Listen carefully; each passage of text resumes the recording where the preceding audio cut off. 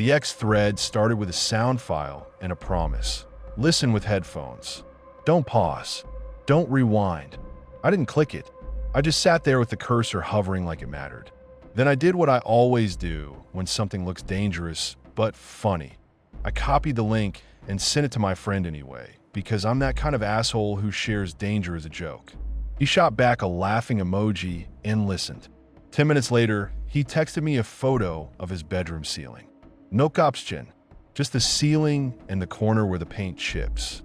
The angle was wrong, like the phone wasn't in his hand anymore, like it was lying on his chest while he stared up. I called him. No answer. I called again until it kicked to voicemail. I texted, "Stop fucking around," and then, "Are you okay?" and then, "Answer me," like that would work. Nothing came back. His read receipts were off, so I had zero proof he even saw anything. I grabbed my keys and drove over hard enough that I caught myself speeding without caring. He lived in a cheap hallway building where you can smell everyone's dinners and hear everyone's fights through the drywall. That night it felt sealed up. No music, no TVs, just the building hum. I banged on his door until my knuckles split. His car sat outside. His lights stayed on. Inside, something made a faint electric whine, like a laptop fan screaming in a pillow. I tried the handle. Locked. I knocked on the neighbor's door and waited. Nothing. I knocked again, louder, and heard a curtain twitch somewhere, but nobody opened. I muttered seriously to an empty hall. The whole place felt like it decided not to notice me.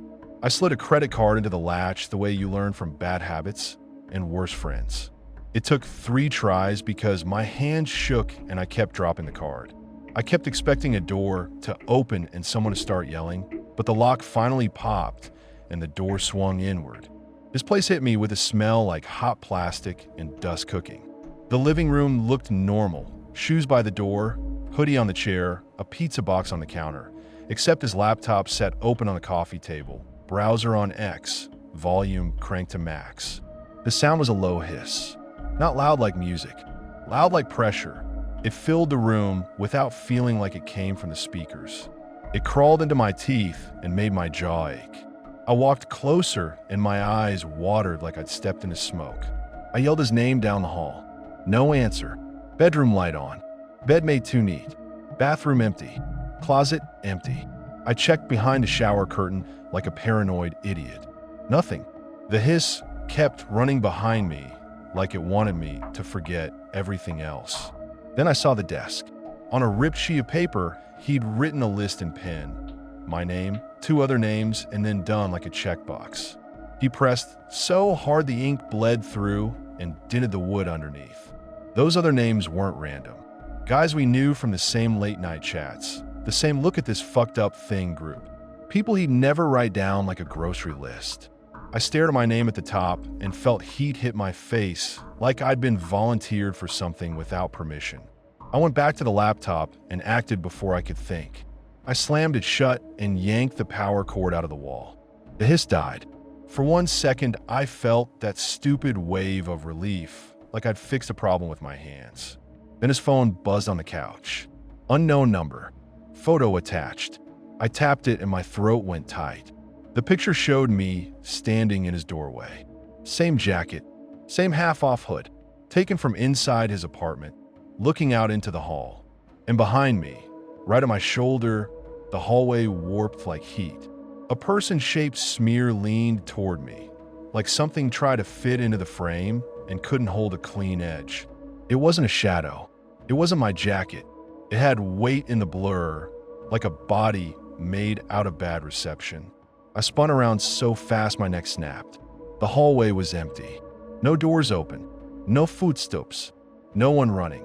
I ran out anyway, barefoot, and checked both directions. I yanked on the stairwell door. Empty. I checked the trash alcove like a creep. Empty. I pounded on the neighbor's door again and yelled for anybody. Still nothing. The building stayed quiet like it was in on it. Back inside, I tried to call the unknown number. It rang once and dropped. I tried again. Same thing. I texted it, "Who is this?" and watched it sit undelivered. My hand shook so hard, I kept mistyping. I opened the thread again because my brain wanted instructions, even if the instructions were bullshit. New post, same cold tone. He pulled the plug. Good. Next step, return it. Return what? The file? The sound? Me? I didn't touch the laptop again. I called the cops and tried to keep my voice steady. I told them my friend wasn't answering, his door was locked, I broke in, there was a weird situation. I left out exit first because I could hear how it would sound. They showed up anyway, slow, like they were doing me a favor. They walked through his place, looked at the laptop, looked at me like I was the problem, and started asking their favorite questions: drugs, mental health, anyone angry at him, anyone here have weapons. I snapped at one of them when he smirked at the idea of an internet audio file. He told me to calm down. I told him to do his job. He wrote something down like I was the one being reported. They wouldn't take the phone photo seriously. One cop said it could be a coincidence, like photos just appear from inside locked apartments by coincidence. They told me to stop touching things and go home. They said if my friend wanted space, he'd show up. They said it like he was a teenager skipping school, not a grown man with his car outside and his lights on. After they left, I stayed. I walked the apartment again, slower. I checked the windows for tampering. I checked the chain lock. I checked the peephole because the photo angle bothered me. Nothing made sense. The apartment was sealed, but the photo had to be taken from inside. That fact sat in my chest like a brick. I called hospitals. I called our mutual friends. I called one of the other names on the list, and when he answered, he sounded annoyed, like I'd interrupted something. I told him to listen to me, and he laughed and asked what I was on. I asked if he clicked anything from X lately, and he went quiet for half a beat, then said nope too fast, and hung up. I called the other name, and it went straight to voicemail. His voicemail greeting sounded normal, which somehow made me angrier. At 4 a.m. my friend finally called. His voice sounded flat, like somebody scraped him out. He didn't apologize. He didn't explain where he'd been. He said he couldn't sleep because he kept hearing the hiss under every other sound, like it moved into his skull. I told him I'd unplug the laptop, and the photo proved someone was inside with me, and he needed to tell me what the fuck was going on. He went quiet, then said I shouldn't have unplugged it. Not angry, not scared, certain, like I'd broken a rule, and now we were both fucked.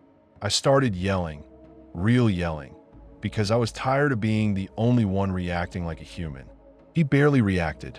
That pissed me off more than if he'd screamed back. He said the other 2 names on the list were already handled. He didn't say how. He didn't need to. Then he told me, calm as a receipt, that return it meant I had to put the sound back where it came from. He said it like the sound was a physical thing you could carry.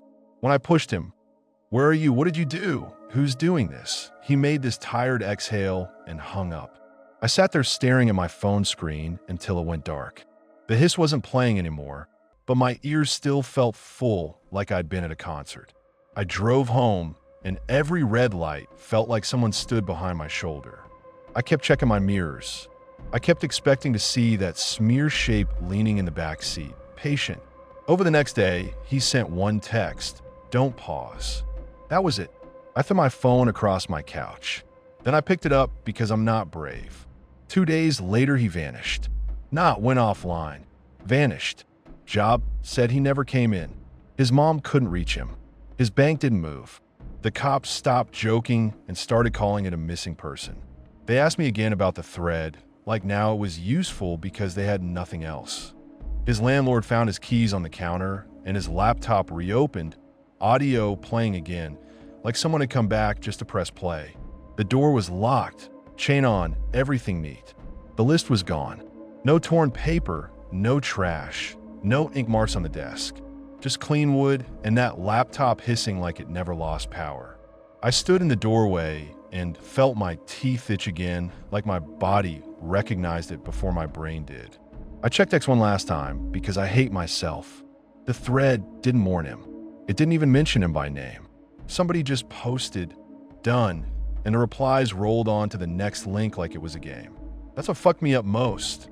No climax, no proof, just strangers marking a human being as done and moving on to the next file.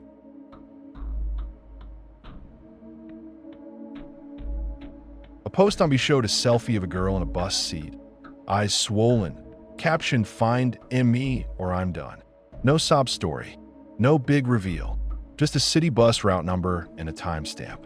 I was slumped on my couch with my phone inches from my face, and that photo punched through the usual noise. Her eyes weren't sad. They looked wrecked, like she'd cried until it hurt and then got scared of making sound. The seat fabric behind her was that speckled blue crap our city runs on the line that cuts past my block, the one I ride when my car's in the shop. Half the thread laughed.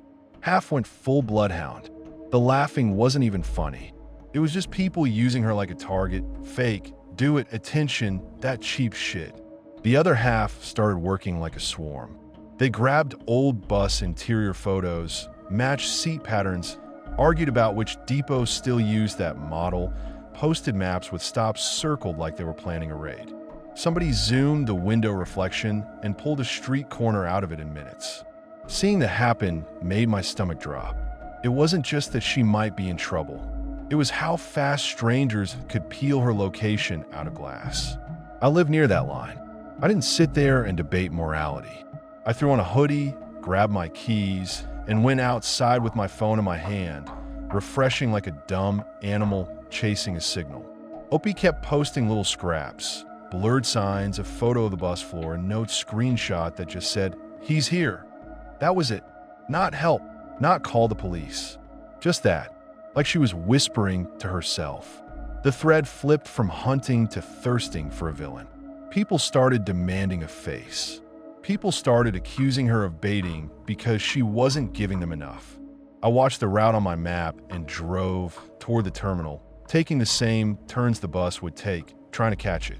At a light, I spotted one of the buses and my heart actually kicked, stupidly hopeful, and then it rolled past and it wasn't the right number.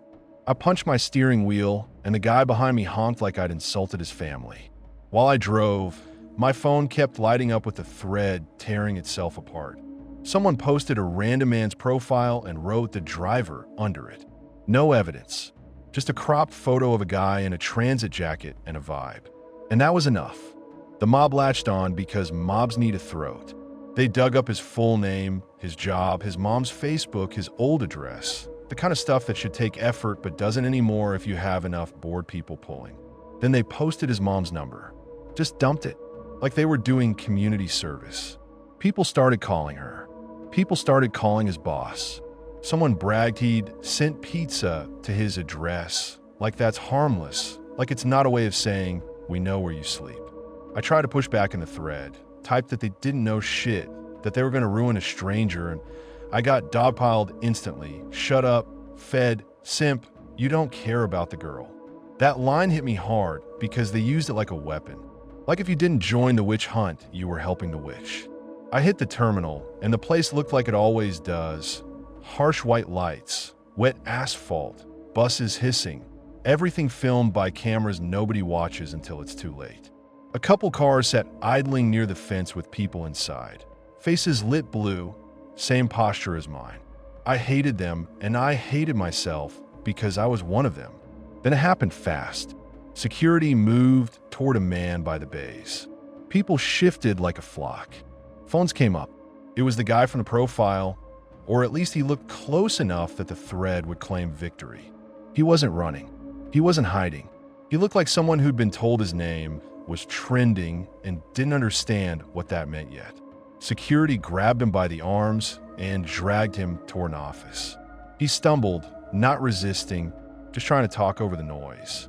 Behind me, some kid filmed from behind a vending machine and whispered got him like he was proud.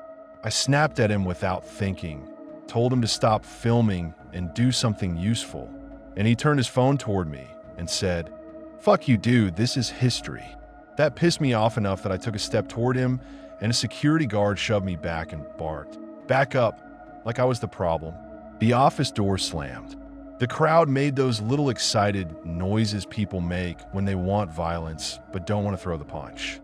My phone buzzed with the thread cheering. "We got him. Driver caught. Good job, Anons." Then Opie posted again and everything cracked. A photo of a motel key on a filthy bedspread. Room number visible. Wrong side of town. Not the terminal. Not the bus. Not that man getting dragged into an office. I felt cold all at once, like my body understood before my brain did. I looked back at the office door at the terminal and my chest tightened. I actually called the terminal's main line right there, hoping some adult would pick up and say, "Yeah, we're releasing him, sorry." It rang into a recorded menu, and then dead air. I posted in the thread again, told them the motel key proved they grabbed the wrong man, and somebody replied, "Still a creep, like that settled it." The thread split instantly. Half pivoted to the motel like a new level in a game. The other half doubled down, saying she was lying now, saying she was covering for the driver, saying still arrest him. Nobody stopped to undo anything. Nobody posted his mom's number with an apology. Nobody called his boss back and said, "Sorry, we were wrong." They just rolled forward, hungry, because being right wasn't the point anymore. I got in my car and drove to the motel because my hands were already shaking and I couldn't sit there watching another man's life get shredded while a kid was bleeding somewhere else. I called 911 while I drove, and I hated how stupid I sounded. I kept saying, "I know this sounds insane, but it's a room number, it's real, I'm here," and the dispatcher kept asking how I knew, where I got it, if I'd been drinking. I clenched my teeth and repeated the address and the room like a chant, because arguing with the dispatcher felt like the only way to keep time from slipping. The motel looked like rot. Flickering sign, dead plants in buckets. The air smelled like smoke and bleach and something sour underneath. The office window was lit, but nobody stood there, just a bell and a stack of keys. I banged on the glass anyway, and a tired woman popped up and waved me off like I was a fly. I didn't have the words to explain without sounding like a psycho, so I pointed down the row and said, "Call the cops," and she mouthed, already, like she was annoyed. Maybe she was lying. Maybe she just didn't care. I walked toward the room number from the key photo, staying a few feet off the doors, listening. Then I heard yelling inside. One man's voice, angry and close, followed by a hard thump like someone hitting a wall or the floor. After that, nothing. No crying, no shuffling, just silence. That silence made my skin crawl worse than the yelling. I backed up and called 911 again, whispering like it mattered, telling them I'd heard a thump and then dead quiet. I stood there staring at that door, palms slick, brain screaming at me to do something, and another part of me screaming that I'd get myself killed for a stranger and nobody online would even remember my username. Headlights swung into the lot. One cruiser, then another, then a third. Cops came out fast, not strolling, not bored. One officer shoved me back with a flat hand and told me to get away from the door. They lined up, kicked once, snapped the chain, kicked again, and the door flew open. I heard a short, ugly sound from inside, like someone trying to breathe through panic. They flooded the room. A minute later, they dragged a man out in cuffs. His face was calm in a way that made me feel sick, like he'd practiced being caught in his head and decided it didn't matter. And they brought her out, teenage girl wrapped in a towel, shaking so hard her knees knocked. Her eyes were swollen exactly like the selfie, but in person it looked like damage, not a filter. She tried to stand straight and couldn't. An officer kept a hand on her elbow and guided her toward the cruiser like she was glass. I sat on the curb and stared at the splintered doorframe. Try not to throw up, try not to cry, try not to think about the other guy back at the terminal still trapped in an office because some anonymous idiot needed a villain. Back online, the thread didn't celebrate her being alive. They argued about whether the first guy still deserved it. The last reply I saw was a screenshot of that innocent man's face with the word ruined stamped over it. I didn't sleep, not because of what I saw in the motel, because the internet picked a stranger and punished him faster than it bothered to be right.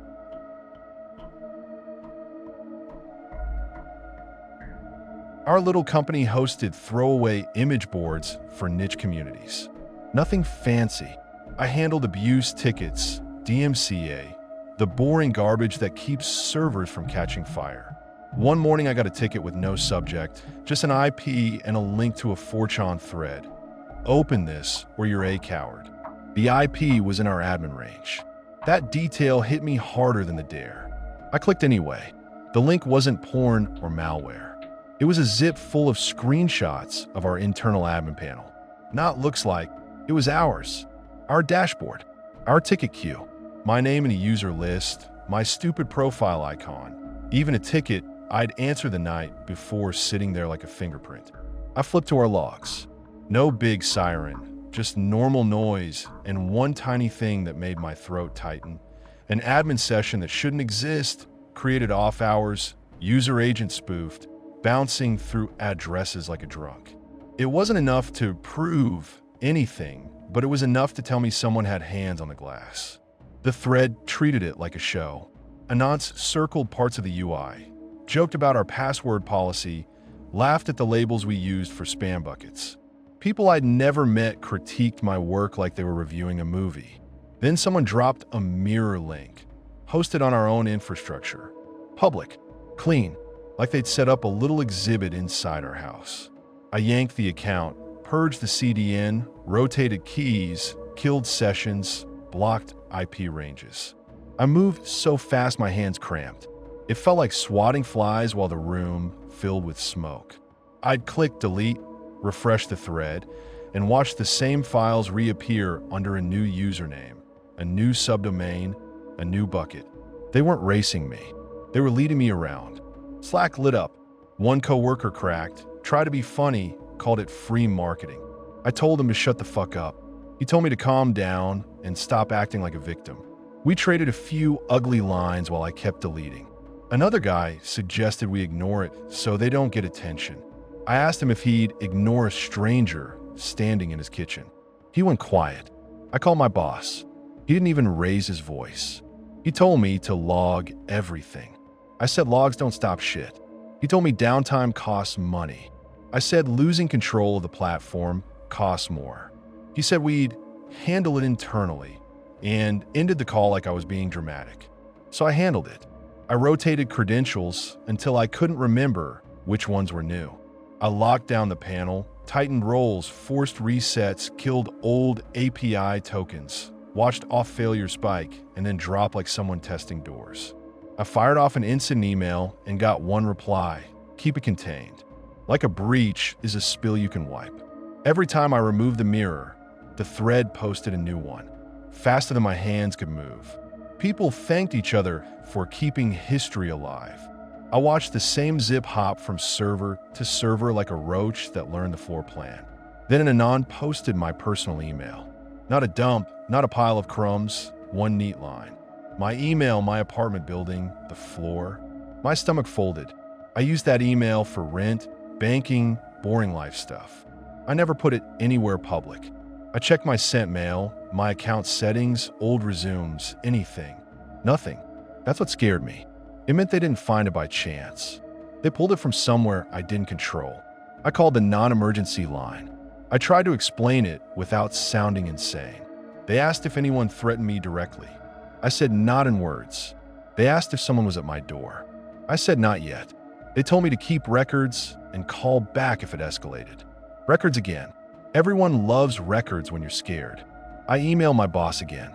I wrote, they have my address in plain words. He replied with one sentence: do not engage with them. Like I was chatting with my own stalker for fun. That night my intercom rang at 2:13 a.m. I didn't answer. It rang again, then again. Long presses, short presses, like someone was playing my nerves with a finger. I sat on my couch with my shoes on, phone in my hand, trying to decide if calling the cops with my intercom is ringing would get me laughed at. I checked the peephole. Empty hallway. I listened for the elevator, the stairwell door, anything. All I heard was my fridge and my own breathing. I killed the lights and sat on the floor with my back on the door, phone in my fist, counting minutes like that did anything. I opened 4chan because my brain kept running back to the wound. New update, a photo of my lobby directory board taken from inside the building. Under it, come down, support tech. I didn't go down. I shoved a chair under the door handle, grabbed a kitchen knife like a cliche, and waited. I kept thinking about how dumb that chair was, how easy it would be to kick in, but it gave me something to do besides panic. No footsteps came. That's what broke me. Silence. Then another post, a screenshot of my bank's password reset, email with a caption calling me broke. I logged into the bank so fast I mistyped twice. The reset email was real. Minutes old. I changed my password, added every lock I could find, then watched reset attempts hit my email provider, my shopping accounts, my streaming crap. They weren't stealing money. They were proving they could reach me whenever they wanted. Each new alert felt like someone flicking my ear from across a room. The next day turned into a marathon of prove you're you. Support chats, phone trees, security questions I barely remembered. Half the reps sounded bored. One told me to stay off sketchy sites, like I clicked a cursed GIF and deserved it. I kept opening 4chan between calls like a moron, and every refresh had another little slice of me. An old username, a photo I'd been tagged in years ago, a map screenshot with my building pin like a joke. People argued over whether my floor number was accurate, whether I was lying, whether I deserved it, and whether someone should ride the elevator up to confirm it. I tried the building super. He said he hadn't seen anyone, then asked if I'd been doing something online to invite trouble. I told him someone took a picture inside the lobby. He shrugged and said the lobby's public. I asked about cameras. He said management had them, not him. I emailed management and got an auto reply about office hours. Then word turned on me. My account got locked. I couldn't access the admin panel. I couldn't even open the ticket queue, the same queue I'd been trying to save. A coworker messaged me asking why I'd gone nuclear on him in Slack. I told him I was busy trying not to get doxxed. He sent a thumbs up and stopped replying. HR emailed me about a complaint. Someone filed a harassment report from me against a coworker. It was fake, but read like someone had studied our policies. They used internal terms. They attached a screenshot they shouldn't have had. HR didn't ask if it was real. HR asked if I understood the seriousness. I called my manager, straight to voicemail. I called my boss. He finally answered, annoyed. I told him I was being impersonated. He said, "We have to take reports seriously." I said, "You know it's not me." He said, "This is why I told you to log everything." So I logged everything. Timeline, screenshots, links, IPs, the 4chan posts, the mirrors, the intercom time. I dumped it all into a doc and sent it to HR and leadership like I was handing them a bleeding animal. They didn't read it. They read the risk. They put me on leave, pending investigation, like I was the fire. They asked for my company laptop back immediately, like the laptop was the culprit. I drove it in and handed it over to a security guy who wouldn't look me in the eye. Coworkers stopped replying.